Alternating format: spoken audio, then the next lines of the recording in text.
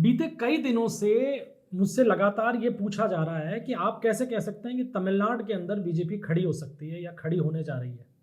आज उसी के ऊपर तथ्यात्मक जानकारी आपको देंगे कि किस तरीके से विजय की एक पॉलिटिकल चाल ने बीजेपी को तमिलनाडु में एक बड़ा मौका दे दिया है कि वो अगले 5 साल मेहनत करे और अपने आप को स्टैब्लिश कर ले। अगर ये मौका बीजेपी चूक गई तो फिर ये मान के चलिए कि बीजेपी के लिए अगले 15 साल तमिलनाडु की राजनीति के अंदर कुछ नहीं बचेगा। लेकिन मुझे लगता नहीं है कि ऐसी गलती बीजेपी दोबारा करेगी। अब क्या है वो मौका और कैसे ये मौका बीजेपी को मिल गया है, इसी पे बात करते हैं। दरअसल विजय ने मुख्यमंत्री बनने की जो अपनी पूरी कवायद है ना दोस्तों, उसके अंदर एक तीर से कई निशाने कर दिए उन्होंने। पहला निशाना तो उन्होंने ये किया कि द्रमुक को सत्ता से बाहर कर दिया। दूसरा निशाना उन्होंने ये किया कि अन्ना द्रमुक को पहले चुनाव में हराया और उसके बाद में विश्वास मत के नाम पर अन्ना द्रमुक के अंदर बड़ी टूट खड़ी कर दी। और आज स्थिति यह है कि 25 विधायक अलग हैं और बाकी के 22 विधायक जो हैं वो अलग हैं। तीसरा काम यह किया कि डीएमके गठबंधन को भी तोड़ा, कांग्रेस को अपने साथ ले गए, वीसीके को साथ आना पड़ा, कम्युनिस्ट पार्टीज को भी साथ ले लिया और आईयूएमएल को यानी मुस्लिम लीग को भी साथ ले लिया। तो एक तीर से कई निशाने उन्होंने बनाए और इन्हीं निशानों के कारण बीजेपी को एक मौका मिल गया है। और मौका इसलिए मिल गया है तमिलनाडु की राजनीति में क्योंकि विजय की जो ये पॉलिटिकल चाल रही है ना दोस्तों, इसकी वजह से एक आप ये मान के चलिए कि विपक्ष जो है इस समय विपक्ष के अंदर तमिलनाडु में बिल्कुल खाली मैदान है। सवाल ये उठता है उस मैदान को भरेगा कौन।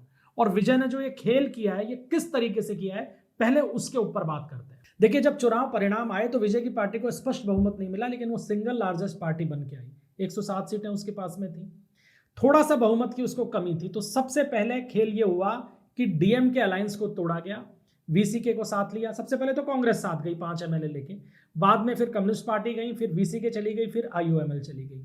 तो ये 2-2, 5-5 सीटों को मिलाकर विजय ने अपने बहुमत का 118 सीटों का जो कुनबा था उसको पूरा किया। फिर इन पार्टीज की ब्लैकमेलिंग शुरू हो गई। पहले सीपीआईएम ने धमकाया, फिर वीसीके ने धमका दिया एक मुद्दे पे विजय को कि ऐसे नहीं चलेगा, वैसे नहीं चलेगा। तो विजय ने इसकी काट खोजनी शुरू की और इसकी काट कहाँ मिली? अन्ना द्रमुक खेमे में।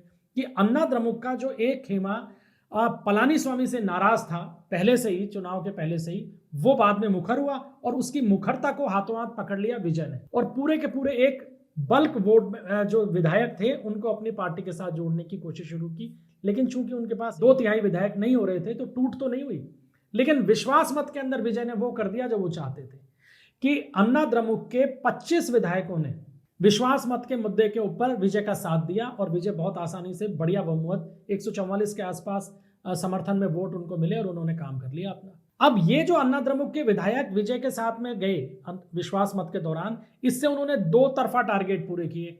एक तो कांग्रेस, कम्युनिस्ट पार्टीज, ये जो तमाम छोटे दल रहे जो उसको लगातार विजय को धमका रहे थे, उन पे ये प्रेशर डाल दिया कि तुम्हारी जरूरत नहीं है, अन्ना द्रमुक के एमएलए मेरे साथ में।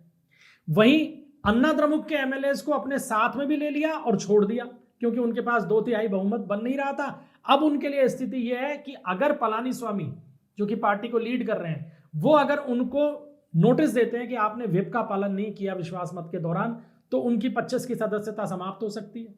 तो वो या तो पलानी स्वामी के हाथ पैर जोड़ें बचने के लिए और या अपनी सदस्यता समाप्त कर लें। अगर उनकी 25 विधायकों की सदस्यता समाप्त हो जाती है तो विजय के पास में मौका रहेगा कि उपचुनाव अगर 25 सीटों पे होते हैं तो वो 8-10 सीटें जीत जाएं और अपने बहुमत का आंकड़ा पूरा कर लें।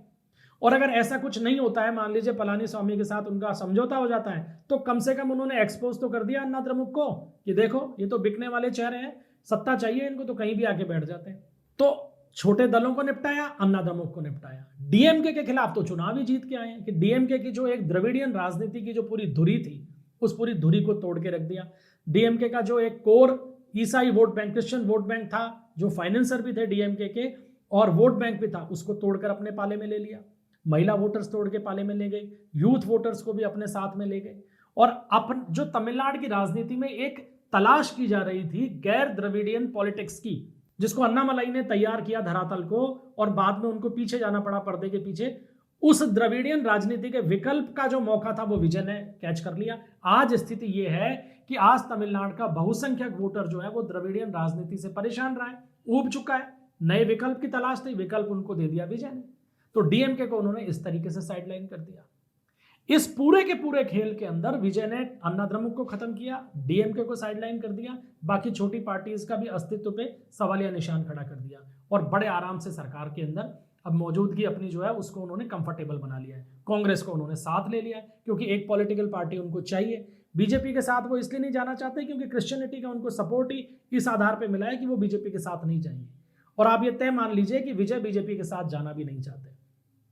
तो विजय ने अपने तमाम जो टारगेट्स थे उसको पूरा कर लिया, लेकिन इन्हीं टारगेट्स के ऊपर अब रोल शुरू होता है बीजेपी का कि बीजेपी को कैसे मौका मिल गया है। मित्रों, बीजेपी को मौका ऐसे मिल गया है तमिलनाडु के अंदर कि अब विपक्ष का चेहरा कौन बनेगा। आज की तारीख में तो बीजेपी 1% के ऊपर खड़ी है क्योंकि एक ही एमएलए है, लेकिन अन्ना द्रमुक पूरी तरीके से डैमेज हो चुकी है। छोटी छोटी पार्टीज जो है वीसी के जैसी, उनके एक पॉकेट्स के अंदर आधार है, पूरे तमिलनाडु में आधार नहीं है। डीएमके जो है, डीएमके को बहुत जबरदस्त तरीके से डेंट लग चुका है चुनाव में और उससे उभरने में उसको टाइम लगेगा। और द्रविडियन पॉलिटिक्स के पक्ष में अब तमिलनाडु की जनता भी नहीं है क्योंकि सनातन का उभार वहां होने लगा था, बस उसको ठिकाना नहीं मिला। उस सनातन की धुरी को बीजेपी को पकड़ना है। मैदान खाली है, विपक्ष के अंदर किसी तरीके का कोई एग्रेसिव नहीं है। विधानसभा के अंदर जरूर डीएमके हल्ला कर सकती है क्योंकि विधायक उनके पास में है, लेकिन बाहर ग्राउंड के ऊपर काम करने के लिए डीएमके के पास में अब कोई आइडियोलॉजी बची नहीं है। वो जिस आइडियोलॉजी को लेकर चलना चाहते हैं उसको अब तमिलनाडु की जनता नकार चुकी है। अब विजय की जो पॉलिटिक्स है, गैर द्रविड़ पॉलिटिक्स जो विजय ने शुरू की है, उसके सामने अब बीजेपी अपनी सनातन की पॉलिटिक्स वहां शुरू कर सकती है, लेकिन काम करना पड़ेगा 5 साल। और काम करने का जो सबसे बड़ा आधार बनेगा, वो सबसे बड़ा आधार बनेगा चेहरा। तमिलनाडु के अंदर डीएमके और एआईएडीएमके की द्रविडियन पॉलिटिक्स को सत्ता से हटाया जा सकता है, इसका पहला धरातल तैयार किया अन्नामलई ने। उन्होंने लोगों को यह दिखाया कि हम गैर द्रविडियन राजनीति के दम पर भी सत्ता में आ सकते हैं, लोग हमारे साथ जुड़ सकते हैं। और इसी को उन्होंने लोकसभा चुनाव के अंदर सक्सेसफुली बताया भी कि 12% वोट बीजेपी को मिल गए थे लोकसभा चुनाव के अंदर। जो भीड़ उनके साथ में जुड़ रही थी अन्नामलई के साथ में, वो लगातार ये कह रहे थे कि ये वो भीड़ है जो करीब 50 साल की द्रविडियन पॉलिटिक्स जो है तमिलनाडु की, उससे उब रही है, उसको विकल्प दीजिए, हम विकल्प देंगे। लेकिन अंत में हुआ क्या? बीजेपी ने वो मौका खो दिया। लेकिन वो माहौल अभी भी जिंदा है, वो माहौल अभी धरातल पे जिंदा है। बीजेपी को उसको थामने की जरूरत है। अब जरूरत इस बात की है कि बीजेपी तमिलनाडु के अंदर अपने पूरे संगठन को बदले, अन्नामलई को फिर एक सेंटर स्टेज के ऊपर लाया जाए, जिसकी तैयारी शुरू हो चुकी है। या तो अन्नामलई को राज्यसभा भेजा जाएगा या फिर उनको बीजेपी के अंदर सेंटर लीडरशिप के अंदर कोई महत्वपूर्ण पोस्ट देके तमिलनाडु की राजनीति में एक्टिव किया जाएगा। आप ये तय मान लीजिए। ये तैयारी पूरी की पूरी हो चुकी है। बीजेपी की टॉप लीडरशिप ये समझ गई है कि विजय जिस तरीके से सक्सेस हुए हैं तमिलनाडु की राजनीति में, उसने विजय को तो अपने उस पायदान पे पहुंचा दिया जहां वो पहुंचना चाहते थे, लेकिन बीजेपी के लिए ग्राउंड तैयार कर दिया है बिना चाहते। विजय चाहते नहीं है कि बीजेपी वहां मजबूत हो, लेकिन विजय ने जिस तरीके के स्टेप उठाए हैं पॉलिटिकली, उन स्टेप्स ने साइड इफेक्ट के तहत एक पूरा ग्राउंड बीजेपी को खुला दे दिया है। अब बीजेपी उस पर किस तरीके से काम करेगी, ये उस पर निर्भर करता है। लोग तैयार हैं आने के लिए, वोटर तैयार है, लेकिन वोटर आएगा जब आपके पास चेहरा होगा, और उस चेहरे का नाम अन्नामलई है। आप सामने लाइए, लोग भी आपसे जुड़ेंगे। 2029 का लोकसभा चुनाव जो है वो सेंटर स्टेज बनेगा। आप अगले जब विधानसभा चुनाव में जाएंगे तमिलनाडु के, उससे पहले मिड के अंदर 2029 का लोकसभा चुनाव आएगा। उसकी तैयारी शुरू कीजिए, सनातन के मुद्दे को खड़ा कीजिए, ताकि हिंदू वोट बैंक धीरे धीरे आपके साथ जुड़ने लगे। क्योंकि ये आप तय मान के चलिए कि विजय भी इसी तरीके से सनातन से जुड़ते हुए अपनी पॉलिटिक्स चलाने की कोशिश करेंगे, क्योंकि वो जानते हैं कि गैर द्रविडियन पॉलिटिक्स लंबे समय तक तभी चलेगी जब उसके अंदर राष्ट्रवाद और सनातन का जुड़ाव होगा। इसलिए पहले विजय इस मामले पे अग्रिम बढ़त लें। उससे पहले जरूरी है कि बीजेपी इस मुद्दे को हाईजैक करे और उसी तर्ज के ऊपर काम शुरू करे, एक एक बूथ लेवल तक, जिस तरीके से 2024 के लोकसभा चुनाव से पहले अन्नामलई ने करना शुरू किया।